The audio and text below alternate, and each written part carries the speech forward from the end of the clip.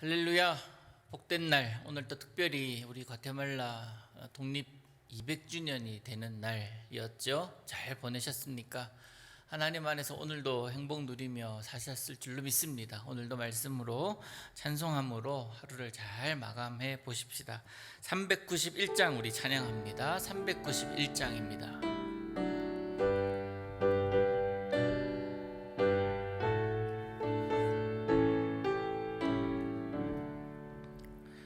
오 놀라운 구세주 예수 내 주 참 능력의 주시로다.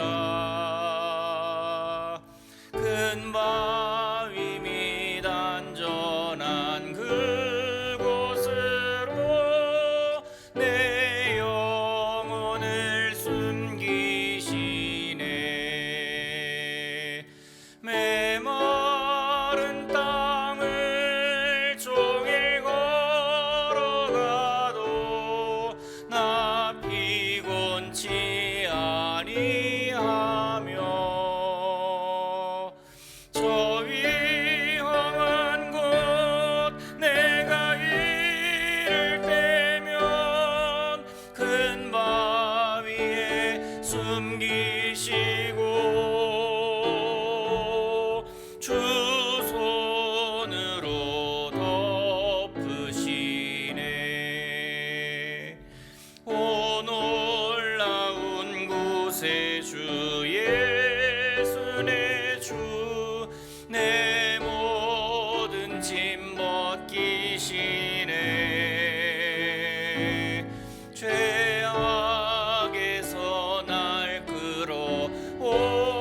끌어올리시며 또 나에게 힘 주시네. 메마른 땅을 종일 걸어가도 나 피곤치 아니하며 저 위험한 곳 내가 이를 때면 큰 바위에 숨기시고 주 손으로 덮으시네.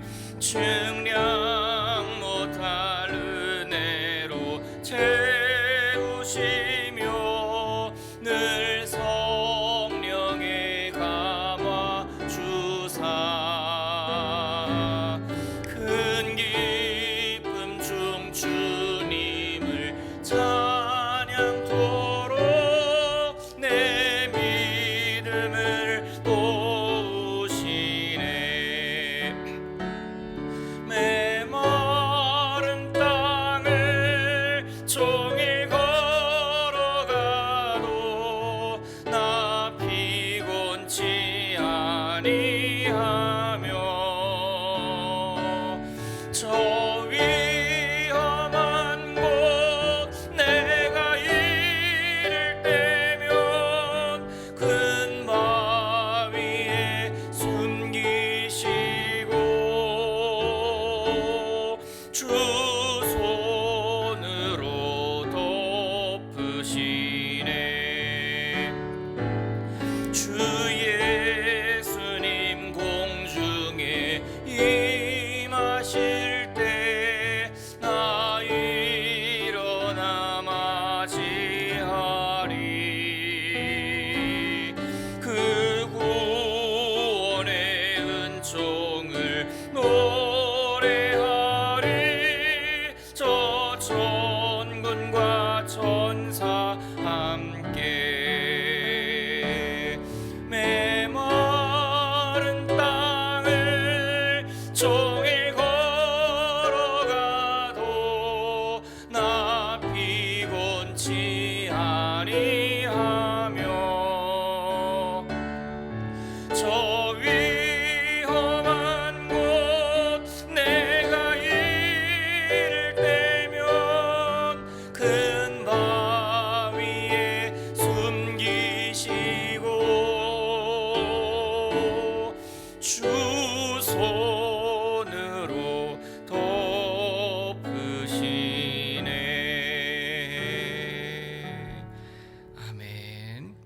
인도하심, 그 보호하심이 여러분들에게 있기를 축복합니다. 마태복음 9장 32절에서 38절의 말씀을 오늘 함께 보겠습니다. 마태복음 9장 32절에서 38절의 말씀, 제가 가진 성경 신약 성경 15면이 되겠습니다.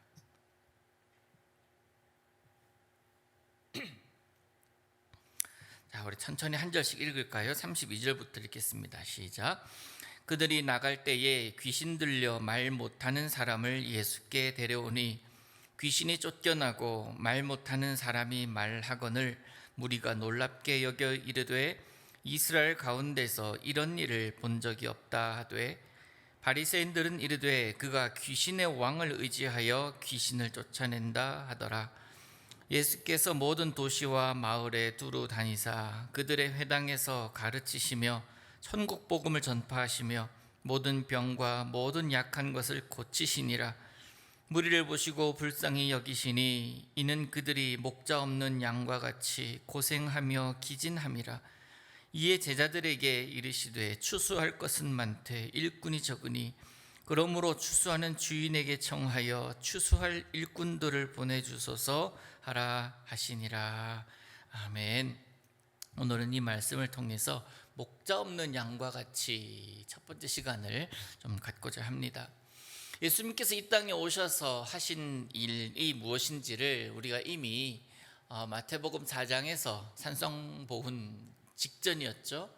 그곳에서 우리가 많이 나누었습니다. 그리고 그렇게 기록되어 있습니다. 뭐죠? 천국 복음을 전파하시고 그 복음을 가르치시고 또 그 나라에 있을 일들, 병든 자가 회복될 것이고 힐링 사역이었죠. 세 가지 사역을 예수님께서 하신다라고 말씀을 나누었습니다. 그리고 산상수훈의 이야기가 쭉 진행이 되고 산상수훈의 이야기가 끝나고 난 다음에 예수님께서 이 땅으로 내려오십니다. 산 아래로 내려오십니다. 그러면서 병자들을 직접 고치시기 시작하면서 하나님의 나라에 관해서 선포하십니다. 실질적으로 예수님께서 이 땅에 오신 이유를 몸으로 나타내 보이기 시작하신 겁니다. 그리고 또 오늘 본문을 보니까 또다시 예수님께서 예수님 스스로가 이 땅에 오신 이유에 대해서 언급하고 있는데요. 반복입니다. 반복은 무슨 뜻이 있어요? 강조의 의미가 있지 않습니까? 마태는요, 지금 목적을 두고 복음서를 쓰고 있는 거 여러분 알고 계시죠? 마태가 말하고 싶은 게 뭡니까? 이 마태복음의 가장 큰 주제, 왕으로 오신 예수 그리스도예요. 그 왕의 권세를 가진 예수 그리스도입니다. 그 왕의 권세는 하나님께서 주신 그 권세거든요. 결국 하나님의 아들 예수 그리스도, 그를 지금 증거하고 있습니다. 예수님이 보여주고 계시는 이 모든 이적들이 천국을 가르치고 있고 또 천국을 가르치기 위해서 이적을 행하고 있다라는 것을 마태는 독자들에게 잊지 않도록, 그래서 우리가 바라봐야 될 대상, 우리의 궁극적인, 우리가 그렇게 기다리던 존재, 그가 바로 예수 그리스도이시다. 그래서 그분을 믿으라. 그리고 그분을 온 천하에 다니면서 증거하고 모든 민족으로 모든 족속으로 제자도 삼고 세례도 베풀고 그렇게 살라라고 마태는 쭉 이어가고 있음을 여러분 꼭 기억하고 계시지요? 예수님께서 천국을 보여주시고 천국을 가르쳐주시고 천국을 경험케 하기 위해서 이 땅에 오셔서 두루두루 다니시면서 기적을 행하십니다. 병자들을 고치십니다. 그렇게 된 이유, 궁극적으로 예수님께서 그 사역을 하기 위해서 이 땅에 오신 이유, 조금 더 나아가면은 하나님께서 예수님을 이 땅에 내려 보내신 이유가 뭘까? 오늘 본문에 정확하게 나옵니다. 36절을 보시면 무리를 보시고 불쌍히 여기시니 라는 본문이 나오거든요. 불쌍히 여기셨다. 하나님께서 하나님의 피조물이 이대로 두면 안 되겠다 하는 그런 마음, 죽음으로 향해 가는 그 마음, 그 모습을 보시면서 불쌍히 여기셔서 예수 그리스도를 이 땅에 보내셨고, 예수님께서 이 땅에 오셔 보니까 이 무리들을 보시고 불쌍하게 생각하셨던 거예요. 근데 불쌍하게 여기신 가장 기본적인 이유가 뭐냐면, 무리 어떤 모습을 보시고 불쌍히 여기고 계시냐면 바로 그 다음에 나와요. 목자 없는 양과 같이 고생하고 있는 모습. 목자 없는 양과 같이 고생하며 기진함이라. 본문 이렇게 기록하고 있지 않습니까? 목자 없는 양이었기에. 목자가 어디 갔습니까? 원래 그들에게 목자가 없었습니까? 아니면 있던 목자가 자리를 비운 것입니까? 그들의 목자는 누구여야 합니까? 이에 대한 대답이 34절에 나오는데, 누가 언급되고 있냐면 바리새인들이 언급되고 있어요. 바리새인들. 그들은 자칭, 타칭, 일상 속에서 그들의 목자로 서 있었습니다.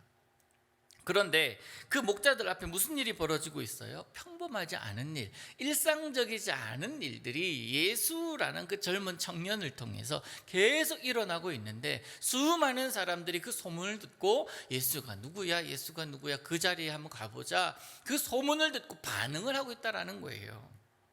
평범하지 않은 일, 일상적이지 않은 일이 지금 이 바리새인 앞에도 일어나고 있는 것입니다. 오늘 본문을 보니까 예수님께서 맹인들을 고치셨잖아요. 그렇게 고치셨는데 고침받은 맹인들이 나가다가 귀신 들려 쫓겨나고 말 못하는 사람을 만나요. 그 사람들을 다시 예수님께로 데리고 옵니다. 너도 이 예수님 만나면 고침받을 수 있어 라고 하면서 데려왔겠죠. 근데 예수님께서 그들 또한 자유케 하셨거든요. 회복시키셨거든요. 사람들이 이런 일을 본 적이 없다고 놀라면서 즐거워했든지 기뻐했든지 했겠죠. 신기해했을 것입니다. 그런데 그렇게 놀라고 감탄하고 자유를 만끽하는 그런 가운데 바리새인들은 그 모습에서 뭐라고 하냐면 비아냥거려요. 귀신의 힘이잖아. 귀신의 힘이라고 얘기해. 그동안 이스라엘의 목자랍시고 두루 다니면서 백성들을 가르치고 훈계하고 지적질하던, 또 잘못에 대해서 율법 정신으로 정죄하던 그 바리새인들, 그들은 아무 능력도 없고 아무 권세도 없이 그저 그들이 입은 옷, 그들이 배운 지식, 그런 것들, 그리고 그들이 가져온 직분 가지고 사람들 앞에 서기를 좋아했던 자들 아닙니까? 그런 외식으로 가득한 그들이 목자로 서 있던 이스라엘 공동체는 그동안 그들이 가르치고 교훈하는 것들이 전부라고 생각을 하고, 이 기준에 맞지 않으면 모두가 죄인이라고 그들은 생각해도 아무도 그것에 대해서 그건 아니라고, 그것 위에 무언가 또 있다고 얘기하는 사람이 없었기에 자기가 전부였어요. 바리새인들, 그들이 전부였습니다. 그들만이 하나님께 인정받고 그들이 섬기는 여호와한테 인정받는 그런 사람이라고 그들은 생각합니다. 그렇게 살아왔는데 예수님께서 행하시는 모습에 온 이스라엘이 들썩거리고 있는 이 와중에 귀신의 힘이라고, 귀신의 힘으로 한 거지 예수님을 누르고 있는 거예요. 부인하고 있는 겁니다. 여러분, 화가 나지 않습니까? 예수님께서 하신 일이에요. 예수님께서 세우신 일입니다. 예수님께서 고치시고 계십니다. 그러면 예수님께서 하고 계심을 고백할 수 있어야 돼요. 그런데 귀신이 했다고요? 얼마나 하나님 앞에서 혼날 일입니까? 좀 정죄해서 순화해서 혼날 일 아닙니까? 아무리 많이 배우고 아무리 많이 경험해도 예수님만 못합니다. 사람이 아무리 많은 지혜가 있고 아무리 많은 지식이 있다 할지라도 어떻게 예수님만 합니까? 그러니 참 목자이신 주님이 오시면, 메시아이신 주님이 오시면, 하나님의 아들 예수 그리스도 이 땅에 오셨으면 그분이 곧 법이요, 그분이 곧 질서요, 그분이 곧 지혜 아닙니까? 그러면 그분에게 비켜드려야죠. 그분이 서실 수 있도록 자신의 권위가 어떻든지 간에 자신의 권세가 어떻든 간에 그분이 오셨으면 비켜드려야죠. 지금까지 주인 노릇 했다면 진짜 주인이 오면 그 노릇한 자는 비켜야죠. 그게 맞는 거 아닙니까? 예수님을 예수님으로 인정하지 못하는 이유는 그렇게 비켰을 때에 그렇게 자기 자신이 주님 오셨습니까? 라고 하면서 그렇게 고백했을 때 자기 깎아내려질 것 같은 그런 생각이 있었지 않을까. 또 그를 예수님으로 인정하는 순간에 자신이 지금껏 쌓아왔던 모든 것이 무너진다 생각했기 때문에 그러지 않았을까 하는 생각도 하게 되고요. 아니면 정말 영적으로 무지해서 예수님을 예수님으로 인정하지 못하는 거예요. 분별력이 없는 거죠. 심성은 사악해서 예수님과 함께 임하시는 천국을 보지 못하고 귀신의 장난이라고 치부해버리고 있습니다. 예수님께서 행하시는 모습을 귀신의 장난이라고요. 뿐만 아니라 권세 있는 가르침과 이적을 부인합니다. 사사건건 예수님을 시험하려 듭니다. 사사건건 예수님을 이제 꼬투리 잡아서 고발하려고 하고 죽이려고 합니다. 이게 목자냐고요? 이게 바른 목자냐고요? 게다가 이런 자들 이스라엘이 지금껏 목자라고 따르고 섬겼으니 그것만이 전부인 줄 알고 그게 참인 줄 알고 그것에 눌려 사는 이스라엘 백성들이 얼마나 불쌍하냔 말이에요. 그렇게 눌려 사는 백성들을 주님께서 보시고 불쌍히 여기셨다. 고생하고 탈진해 버리는 거예요. 삶의 무게에 찌들려서 율법의 무게에 눌려서 그렇게 고생하고 기진함을 보시고 예수님이 불쌍히 여기셨다라는 겁니다. 이스라엘의 이 바리새인들이 율법만이 전부다라고 생각하는 자들이 목자로 리더십으로 서 있는 것은 마치 만취자가 운전하는 차에 타 있는 사람들과 같고 조종 능력이 없는 면허가 없는 자에게 조종관을 맡아서 비행해 보라고 하는 것과 똑같지 않겠습니까? 그런 자의 말로는 죽음 아닙니까? 큰일이 나는 거예요. 두 아이가 길을 걸어가고 있습니다. 이런저런 이야기를 하면서 걸어가고 있는데 한 아이가 갑자기 막 좀 빨리 걷기 시작합니다. 그러니까 이 같이 걸어가는 아이가 영문도 모르는데 같이 빨리 걷기 시작해서 보조를 맞추는 거예요. 그러다가 이 녀석이 막 뛰는 거예요. 그래서 이 녀석도 동날아서 뜁니다. 막 뛰다가 이 먼저 뛴 애가 갑자기 돌에 걸려서 넘어져 버려요. 넘어진 것을 피하지 못하고 이 녀석이 같이 넘어져 버립니다. 넘어져 버렸어요, 둘 다. 뒤따라가던 아이가 얘한테 mus습니다. 너 왜 갑자기 왜 뛴 거야? 그러니까 이 아이가 대답을 하는 거예요. 몰라. 나도 그냥 뛰었어. 근데 너는 왜 뛰었어? 이 아이가 뒤따라가던 아이가 대답합니다. 네가 뛰길래. 이 지금 이스라엘 백성들의 모습이 그런 모습이 아니겠습니까? 제가 그러길래 그런 거야. 저 사람이 그런 말을 하길래 그게 단절한 거예요. 지금 이런 모습 아니겠냐고요. 정확한 진리가 무엇인지도 모른 채 그저 그냥 이것이 옳으니까 이대로 가.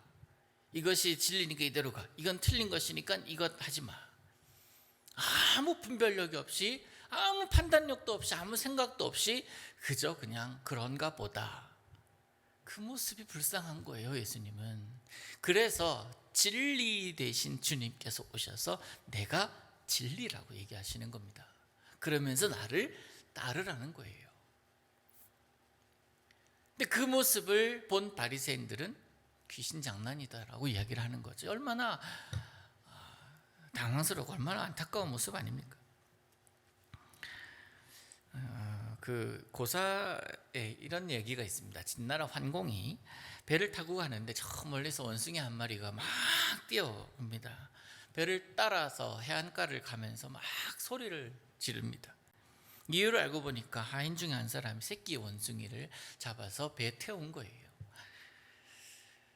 그 새끼 원숭이를 구하기 위해서 어미 원숭이의 배를 따라 달려오고 있었던 겁니다. 소리 지르면서.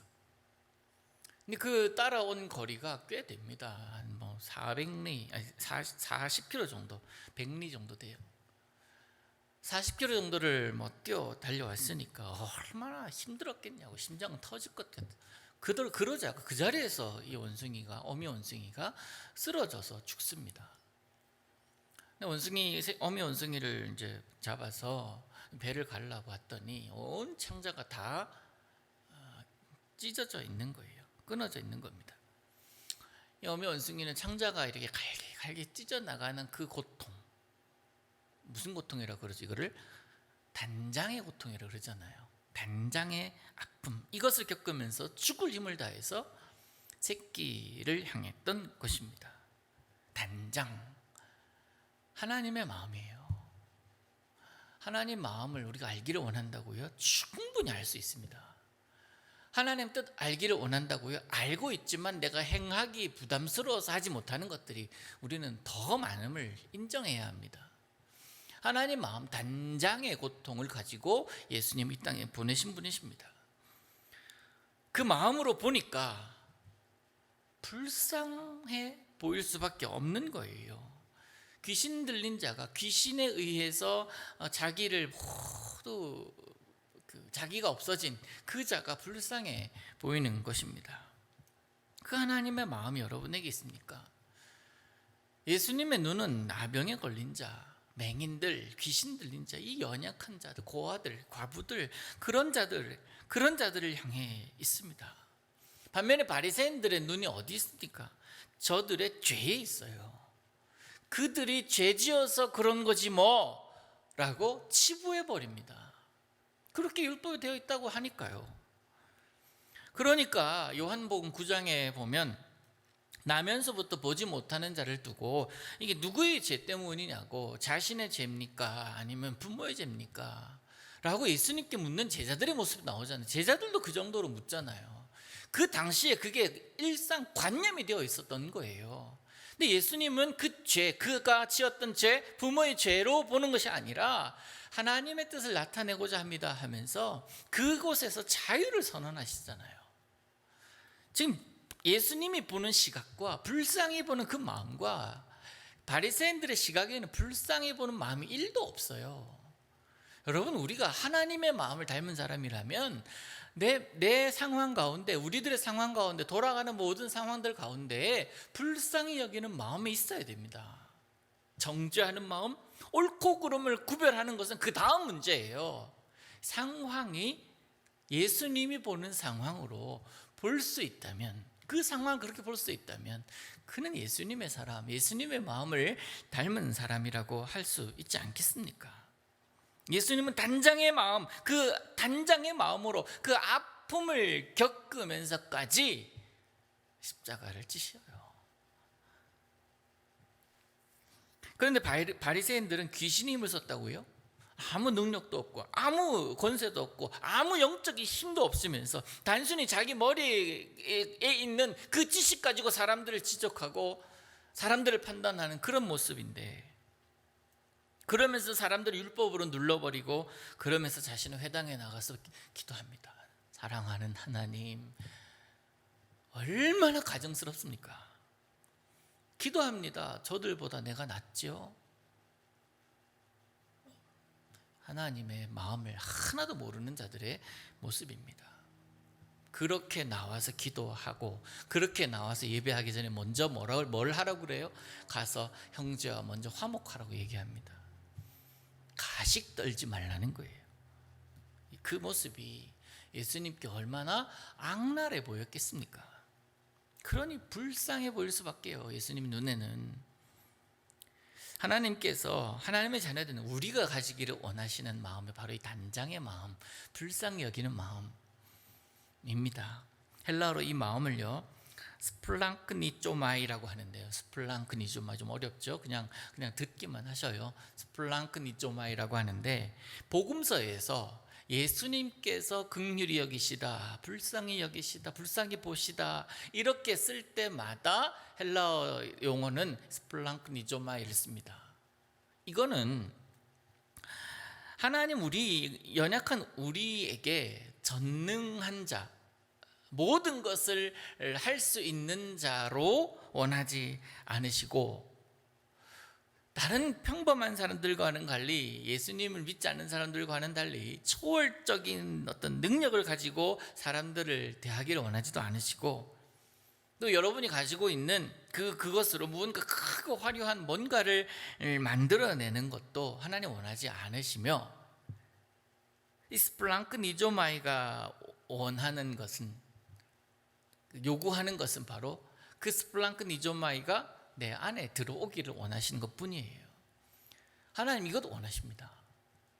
긍휼히 여기는 마음, 불쌍히 여기는 마음. 근데 성경은 계속 얘기하잖아요. 웃는 자들과 함께 울고, 우는 자들이 있으면 함께 울라고. 장례식장에 가면은 가장 큰 위로의 말이 뭐겠습니까? 힘내십시오. 뭐 좋은 데 가셨을 겁니다. 이거 아니잖아요. 어떻게 표현할 방법이 없습니다 라는 게 제일 큰 위로의 말이고, 가장 큰 액수의 그 부조금이 뭐겠습니까? 눈물이에요. 함께 울어주는 눈물. 그게 예수 믿는 사람에게는 필요하다라는 것입니다. 하나님은 그 마음, 스플랑크 니조마이를 우리가 갖기를 원하고 계십니다. 사람의 행위를 지적하고 잘못을 들춰내는 것, 그러면서 그것이 옳은 것이라고 생각하는 동시에 자기의 의를 드러내는 행위는 스플랑크 니조마이와는 전혀 관계가 없습니다. 하나님은 서로가 서로에게 스플랑크 니조마이의 마음으로 살기를 원하십니다. 서로 불쌍히 여기는 거예요. 남편은 아내를 불쌍히 여기고, 아내는 남편 불쌍히 여기고, 부모님은 자녀들을 불쌍히 여기고, 자녀들은 서로 긍휼히 여기면서 살아가는 것, 또 성도와 성도가 그렇게 불쌍히 여기는 것, 저와 여러분이 불쌍히 여기는 것.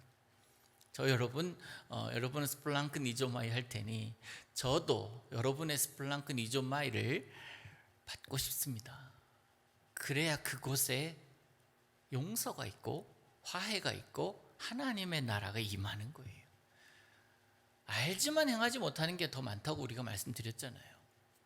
하나님의 마음을 안다면, 하나님의 마음에 우리 안에 이 스플랑크 니조마이가 있다면 하나님 그곳에 임하시고 그곳에 하나님의 나라를 경험하게 하실 줄로 믿습니다.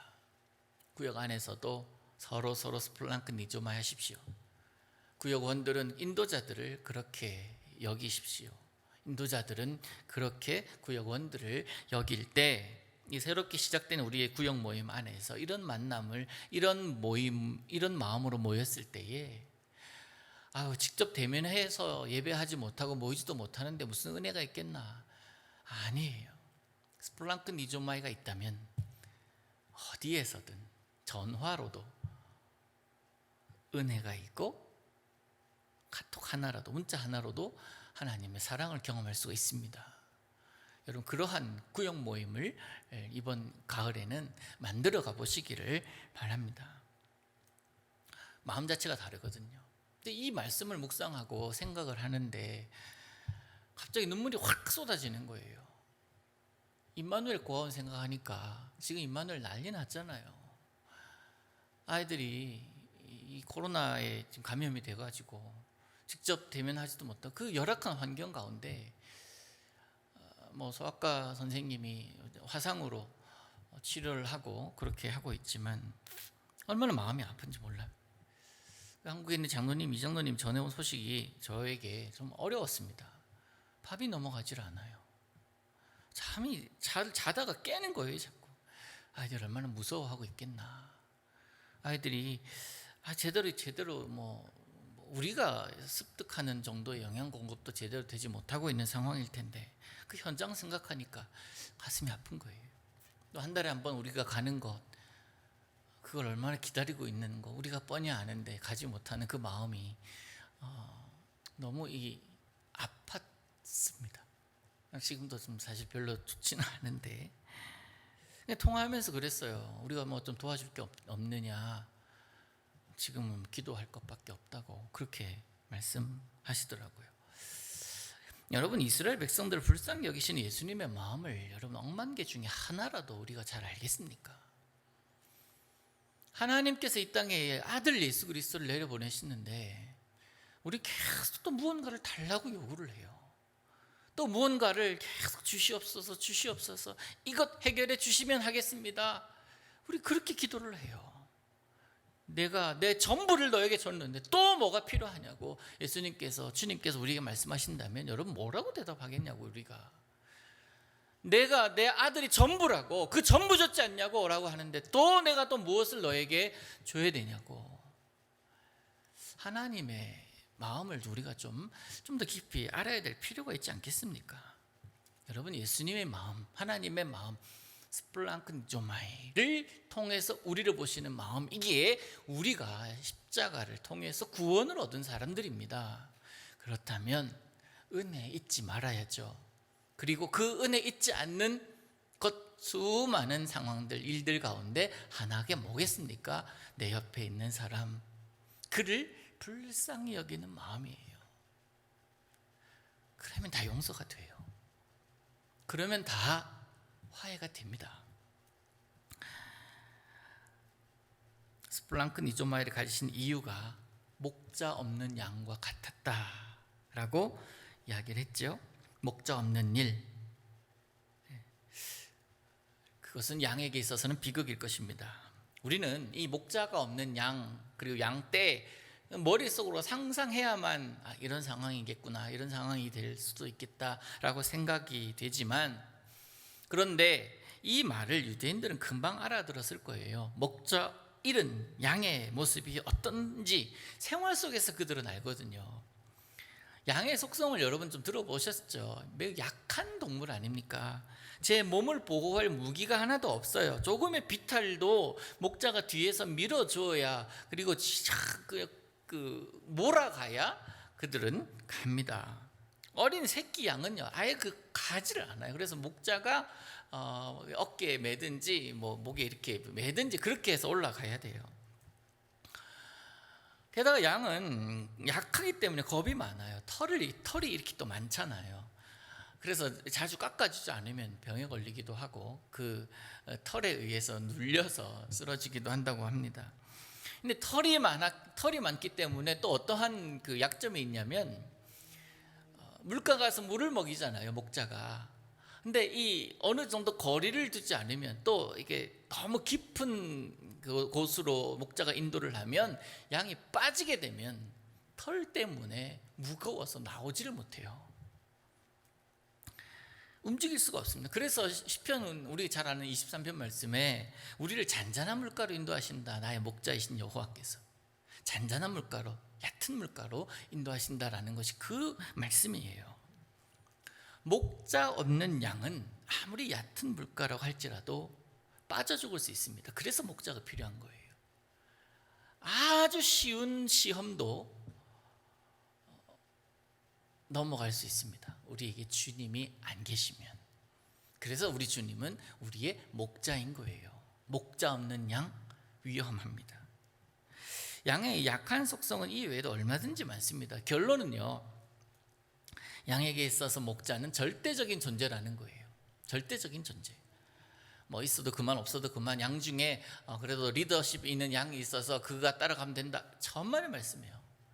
양은 무조건 목자입니다. 목자의 음성을 듣고 따라다닙니다.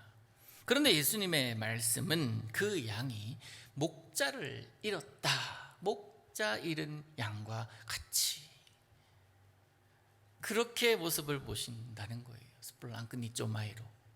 여러분, 스플랑크니조마이 어렵죠. 8글자나 되는데 어렵죠. 그러나 불쌍히 여기겠다. 내 남편을, 내 아내를, 내 아이들을, 또 우리 교회 장로님들을, 권사님들을, 집사님들을, 서로를, 우리 청년들을 불쌍히 여기겠다. 그 마음으로 하루하루 사시기를 바랍니다. 그러면 흠이 보이지 않아요. 보여도 눈 딱 감게 돼요. 그러면서 칭찬할 것, 그러면서 감사할 것, 그것이 우리 공동체이기를 원하고 여러분의 가정이기를 원합니다. 그 양이, 목자를 잃은 양이 어떻게 되겠습니까? 비극 아닙니까? 목자 잃은 양 어떻게 되겠습니까? 다음 주에도 이 말씀 계속 볼 테니까 다음 주에 이 본문으로 계속 보도록 하겠습니다. 우리 388장 찬양하십시다.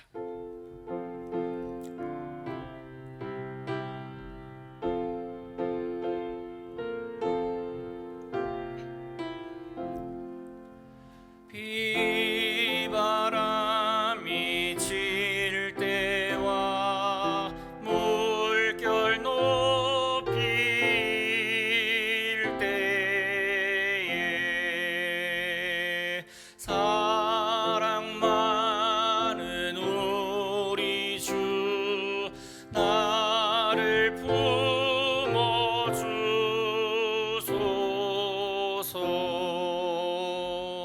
풍파 지나가도록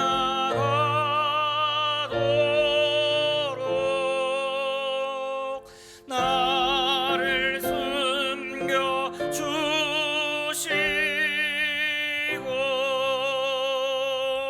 안식 얻는 곳으로 주여 인도하소서.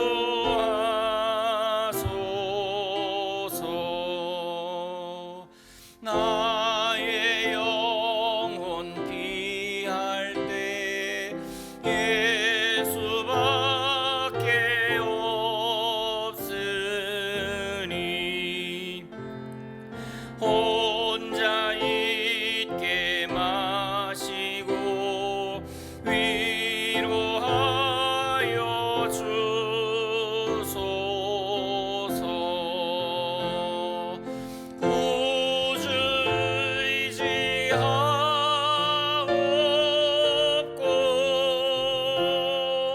도와주신 비오리.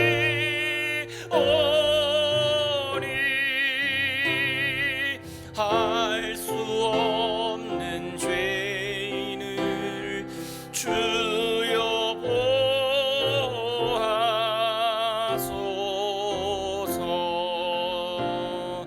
전능하신 예수께 나의 손이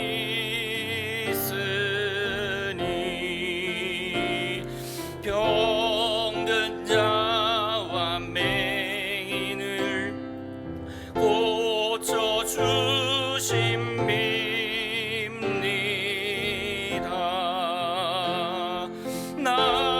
나에게는 죄악이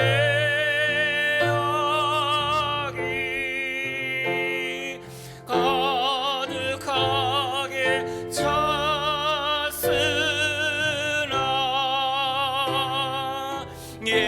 예수께는 진리와 은혜 충만하도다. 나의 죄를 사는 주의 은혜 크도다. 생명수로 고치사 나를 성케 하소서. 생명수는 예수니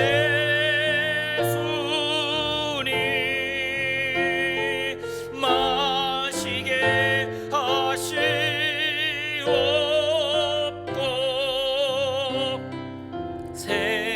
샘물처럼 내 맘에 솟아나게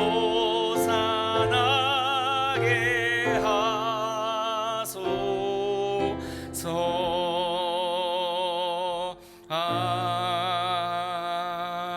아멘. 아멘. 여러분 꼭 기억하십시오. 스플랑크니조마이, 긍휼히 여김, 불쌍히 여김으로 여러분 사시기를 축복합니다. 이번 토요일에 우리 전교인 기도회 있은 거 기억하시고 기도회 자리에 여러분 꼭 그 자리에 앉으셔서 여러분이 있는 그곳에서 기도의 향기를 주님께 올려드리는 그런 시간 만들어 가시기를 바랍니다. 기도하겠습니다. 우리 주 예수 그리스도의 은혜와 하나님의 사랑과 성령님의 교통하심이 주께서 창조하신 모든 피조물에 대하여 스플랑크니조마이 불쌍히 여기시는 주님의 마음을 품고 살아가기를 원하는 사랑하는 제일의 모든 성도들의 삶 가운데 지금부터 영원토록 함께 하시옵기를 간절히 축원하옵나이다. 아멘.